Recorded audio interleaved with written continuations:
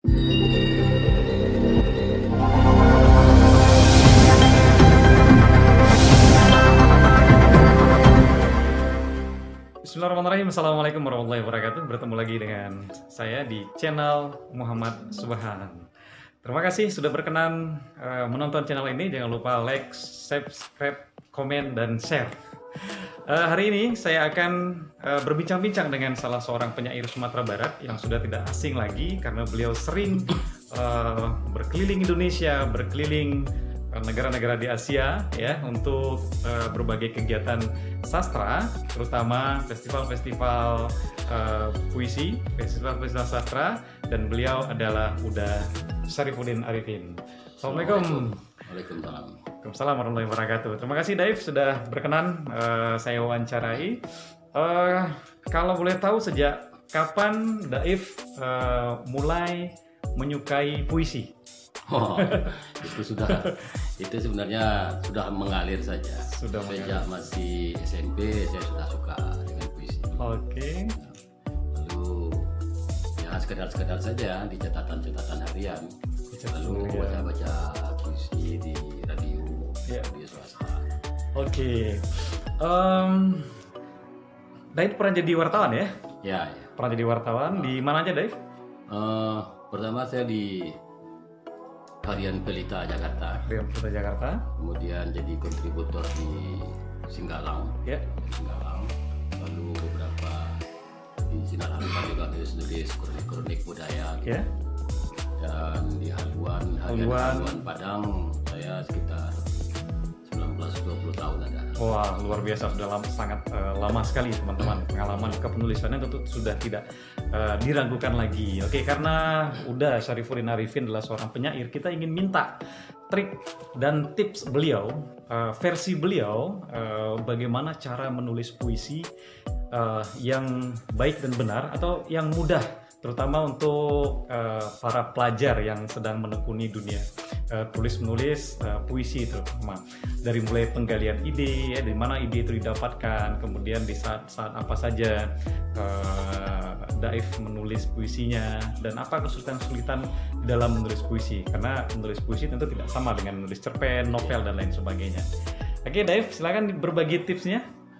Sebenarnya menulis puisi itu adalah menangkap fenomena-fenomena yang ada. Fenomena. Kadang-kadang sebagai seorang penyair, dia tidak tahu apa yang dia tulis. Tapi ketika dibaca orang, ketika dia apresiasi, loh kok bisa jadi begini.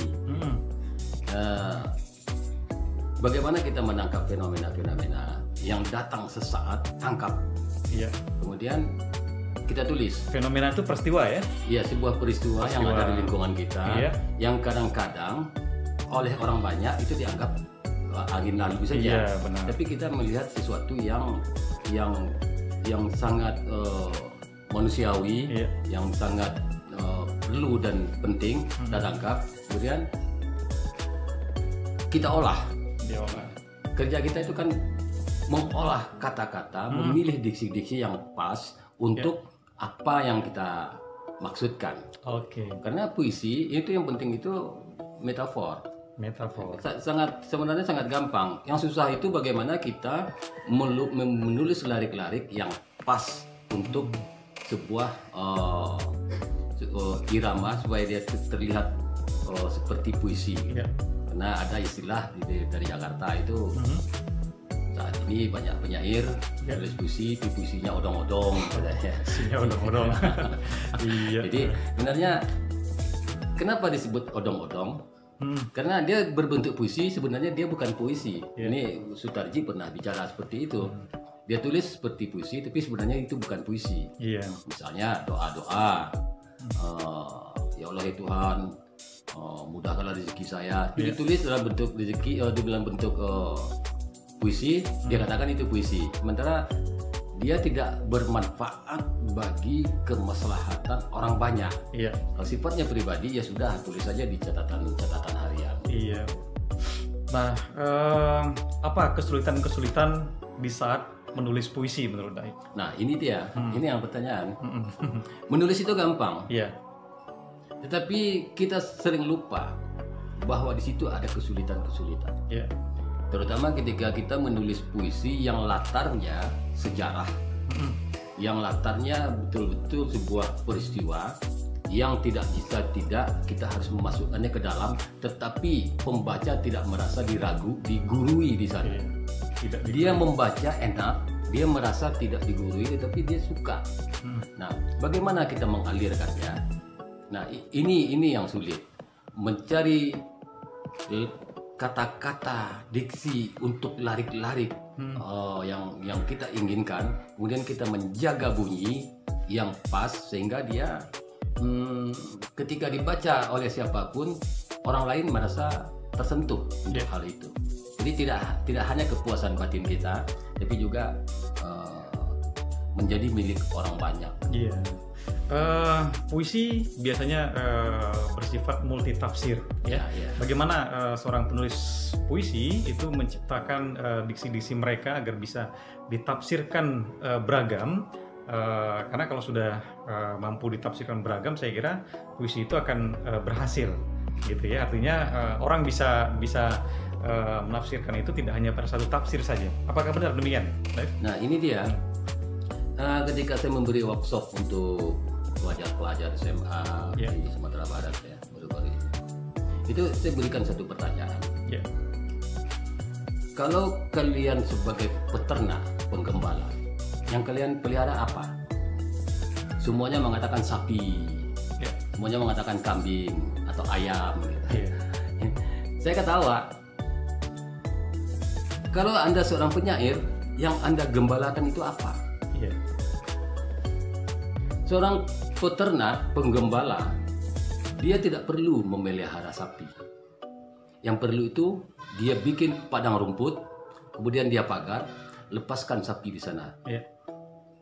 Sapinya nggak perlu kamu ikat, kamu gotong-gotong, kamu tidak perlu diperbudak oleh sapi setiap pagi menyebit rumput dan untuk memberi makannya di kandang. Tidak, cukup tanam rumput, lepaskan dia. Dia akan beranak pinak di padang rumput itu. Begitu juga bagi seorang penyair. Seorang penyair katanya kan begini, harus punya pengalaman batin yang banyak, harus sering pergi ke sana, pergi ke sana. Itu tidak benar. Sepanjang dia tidak bisa menggembalakan kata-kata, dia akan gagal. Seorang penyair tugasnya menggembalakan, beternak diksi, menggembalakan kata-kata. Semakin banyak sinonim-sinonim yang dia miliki, semakin gampang dia menulis. Sering seorang penulis pemula akan teranja-anja menulis kira-kira ini gimana, kira-kira ini gimana. Atau terkadang terlalu banyak kata-kata padanan yang tidak semestinya dia masukkan. Misalnya untuk kata waktu saja. Untuk kata waktu saja itu paling banyak. Bahkan nama sholat pun sudah menjadi waktu. Maghrib, zuhur misalnya. Jadi tidak harus tengah hari, senja, tidak harus masa, era, sangat banyak sekali. Nah, ini yang kita pelihara. Kemudian juga untuk mengatakan rasa cinta, untuk merasakan kata suka, kita tidak harus mengucapkan, tidak harus menulis saya suka kamu. Gembalakanlah kata-kata ini, carilah diksi-diksi yang pas, yang unik, tetapi dipahami oleh orang banyak. Artinya bermain simbol di situ. Nah, itu bermain dia. Simbol kata-kata. Bermain simbol, karena puisi itu metafor. Itu jelas itu. Jangan menulis sesuatu gagah-gagahan, kemudian ini baru, ternyata orang lain tidak bisa menerima. Nah, proses ternak kata-kata tadi itu penggembalaan kata-kata tentu melalui proses pembacaan. Udah Syarifuddin bahwa membaca tidak hanya yang tersirat, sehingga filosofi alam takambang menjadi guru itu penting dipelajari oleh seorang calon penyair agar mereka mampu menternakkan kata-kata tadi, begitu ya? Iya. Udah Syarifuddin Arifin. Oke, apalagi nih tips berikutnya yang bisa udah bagi untuk calon-calon penulis puisi untuk generasi muda, terutama para pemula. Bangun tidur, buatlah puisi. Bangun tidur buat puisi. Setelah sholat, buatlah puisi. Oke. Ketika akan berangkat ke sekolah, ke kampus, buatlah puisi. Buatlah puisi tiap hari, dan setiap ada waktu. Persetankan soal bagus atau jelek. Saya melakukan itu pada awal-awalnya. Saya menghasilkan puisi sebulan itu 100. Oh, luar biasa. 3 bulan 300. Ketika itu masih media cetak, itu dimuat paling 2 atau 3 dari 300 itu. Jadi jangan kecewa kalau gagal, tidak. Berdarah-darah ngirim ke koran-koran lain, tidak dimuat. Kemudian dimuat satu, rasanya yang 100 yang gagal terobat. Ini kemudian jadikan tantangan. Jadikan tantangan yang dimuat itu. Kenapa ini dimuat? Yang menurut kita yang bagus tidak dimuat. Saya ngirim ke Horizon tidak dimuat, tapi ketika saya kirim ke majalah lain dimuat. Loh, kenapa nih berbeda selera? Nah, ini kita harus juga menyiasati selera redaktur. Di samping kita tetap menjaga kualitas kita. Oke, luar biasa. Tips dan trik menulis puisi versi penyair udah Syarifuddin Arifin.